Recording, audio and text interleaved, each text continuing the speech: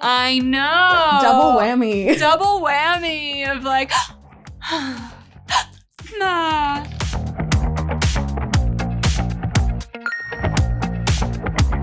I just need to ask, this is your first book because it was so good. I was shocked about that. Like the fact that you were able to write so vividly and tell your own story with such like gusto, it was amazing.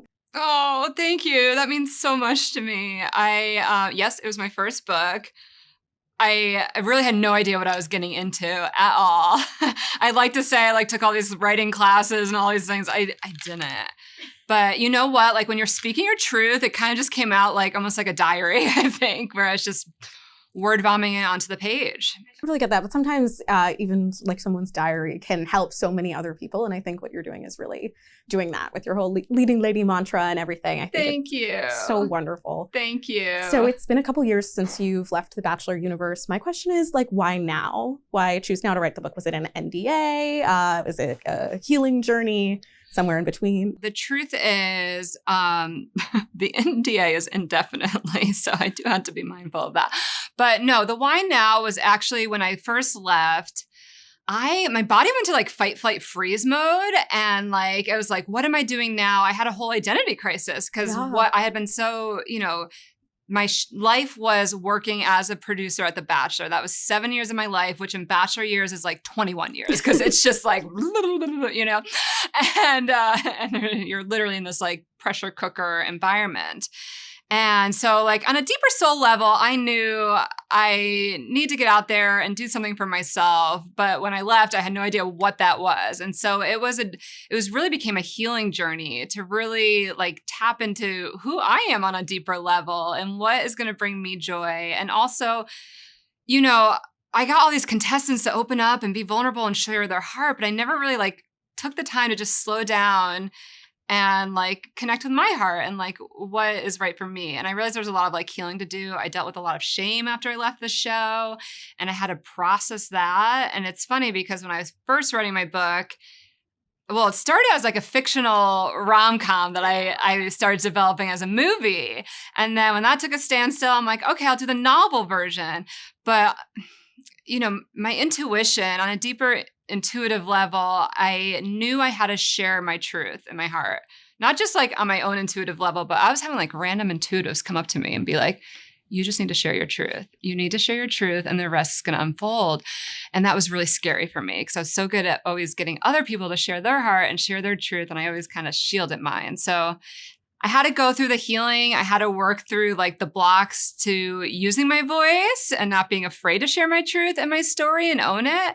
And so that's why it took this long. Was it healing to tell this story? Like letting it all out and putting it out there? Yeah, there were like all-nighters where I was just like crying.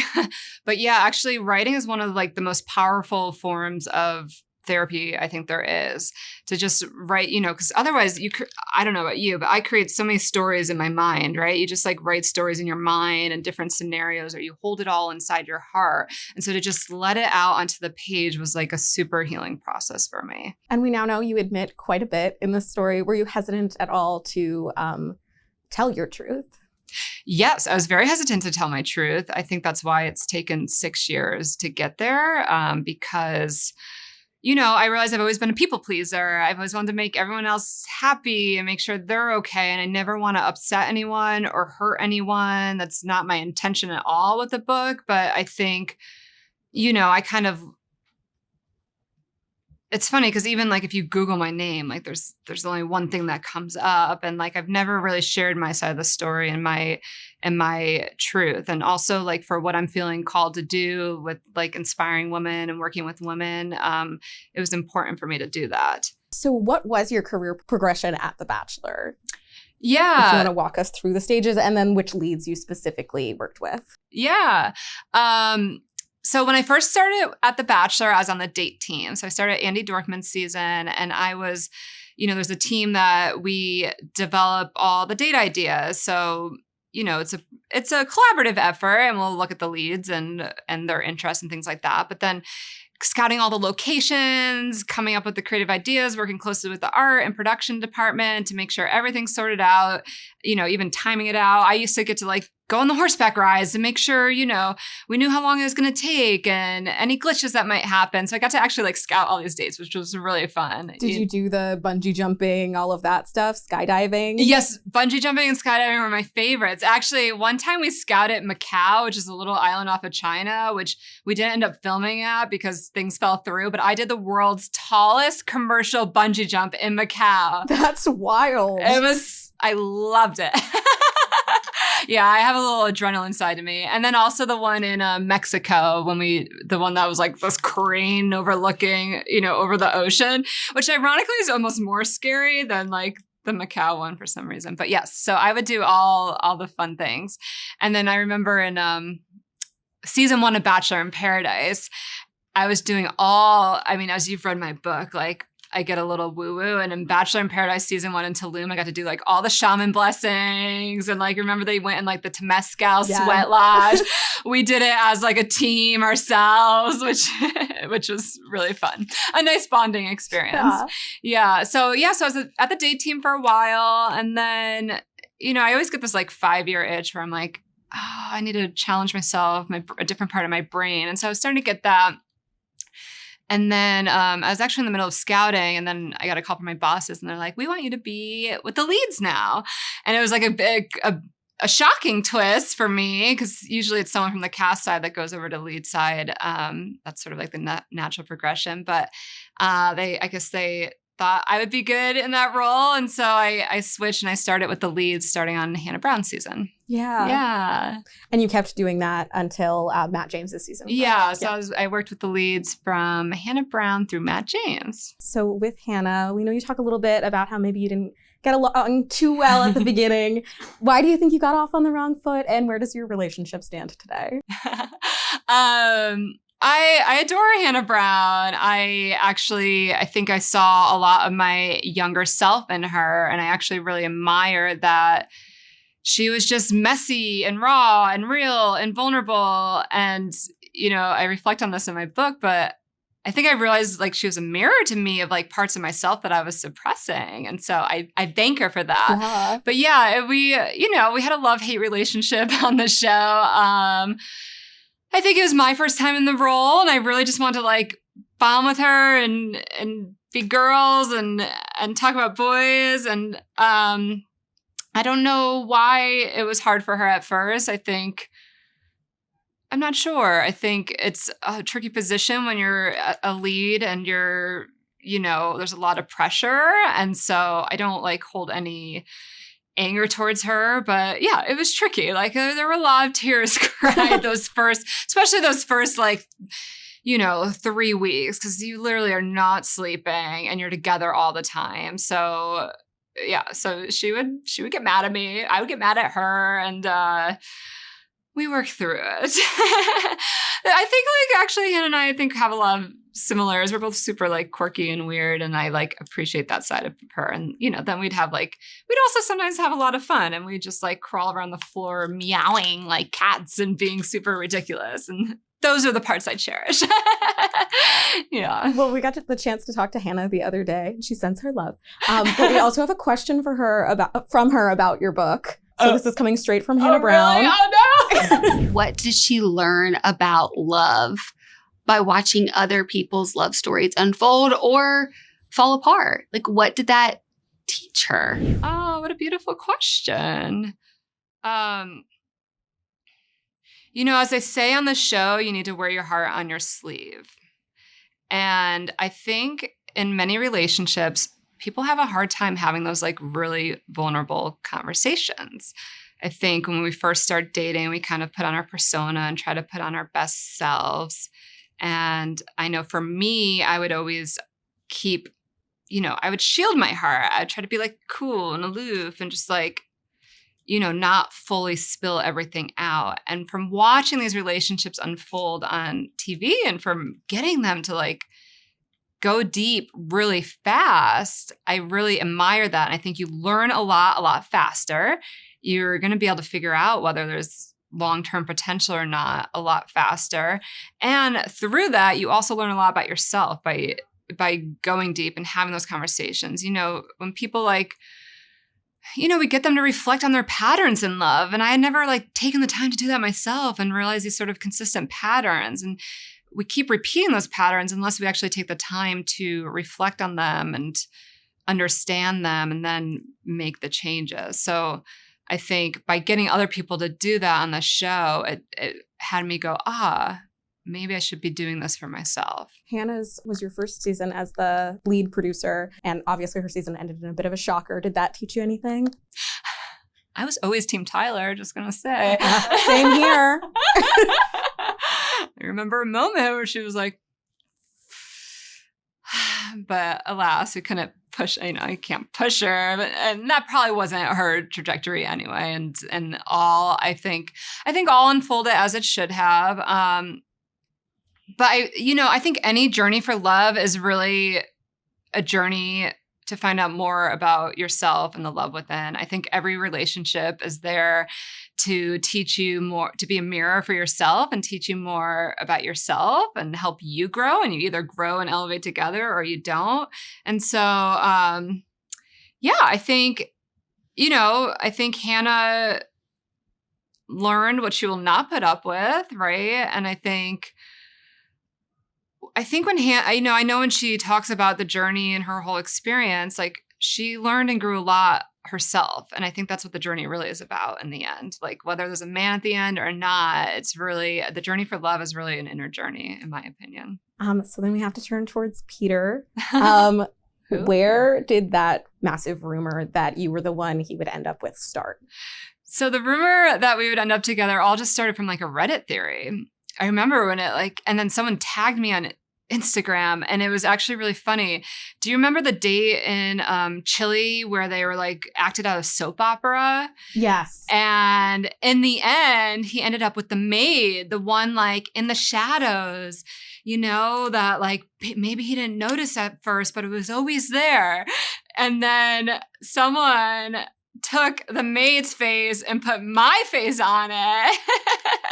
So that was like, it was a Reddit theory. Then someone took the Reddit theory and like did that on social. And then I think Cosmo picked it up, and then Good Morning America. And then it just spiraled from there.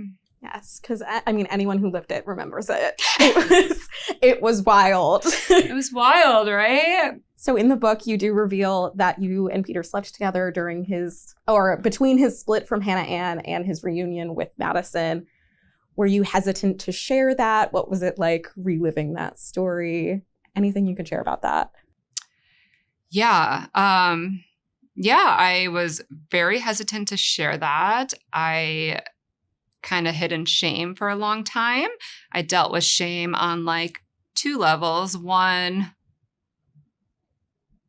as a producer, obviously not great. And so I felt like I'm a terrible producer. How could I have done this? And then also shame in that, it brought up all these old wounds of not being chosen by men, and men just want to hook up with me and not wanting anything else. So it was it was a tough time for me to go through all that. And I actually like lived in constant paranoia. Like I had a scarlet letter on my back and fear that everyone knew and was talking about me. And I have no idea, I could have just been making this all up in my head, but it was just this cloud that clouded over me for a really long time. And really, I knew it was time to leave the show, but also I think that pushed it too, because it was just really hard to be back in that environment. And just, I realized once I left, it was like, the shame was just, and it really is not a great place to be. So it was, it was a tricky time for sure. And then looking back, how would you define your relationship with Peter? Was it a situationship, friends who flirted with being more? How do you look at it? I mean, I honestly think Peter and I connected really deeply on a soul level. I think Peter's one of my soulmates. I think to me, soulmates, there are multiple in this lifetime. Not just like my romantic soulmate, but I think souls are souls that come into your life for a reason to help you grow to your highest potential. And I think everything that happened was really the catapult to me, like going on this healing spiritual journey where I dove deeper into understanding myself. And so I'm actually super grateful for how it all unfolded now as I reflect back. The time is really hard and complicated and confusing. I don't think I'm like a complete idiot to think that there was something there on like a deeper level. So I'm grateful for him. I have no bad words to say about him. And yeah, I wish him the best. Was the last time you spoke to him when he was dating Ekin-Su from Traders, or have you been in contact since?